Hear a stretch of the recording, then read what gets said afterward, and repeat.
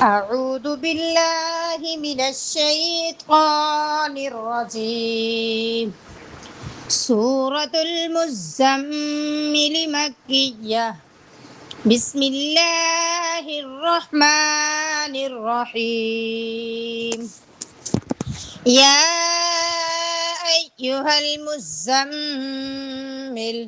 قم الليل إلا قليلا نصفه أو انقص منه قليلا أو زد عليه ورتل القرآن ترتيلا إنا سنلقي عليك قولا ثقيلا إن ناشئة الليل هي أشد وطئا وأقوم قيلا إن لك في النهار سبحا طويلا واذكر اسم ربك وتبتل إليه تبتيلا رب المشرق والمغرب لا إله إلا هو فاتخذه وكيلا واصبر على ما يقولون واهجرهم هجرا جميلا وذرني والمكذبين أولي النعمة ومهلهم قليلا إن لدينا أنكالا وجحيما وطعاما ذا غصة وعذابا أليما يوم ترجف الأرض والجبال وكانت الجبال كثيبا مهيلا إنا أرسلنا إليكم رسولا شاهدا عليكم كما أرسلنا إلى فرعون رسولا فعصى فرعون الرسول فأخذناه أخذا وبيلا فكيف تتقون إن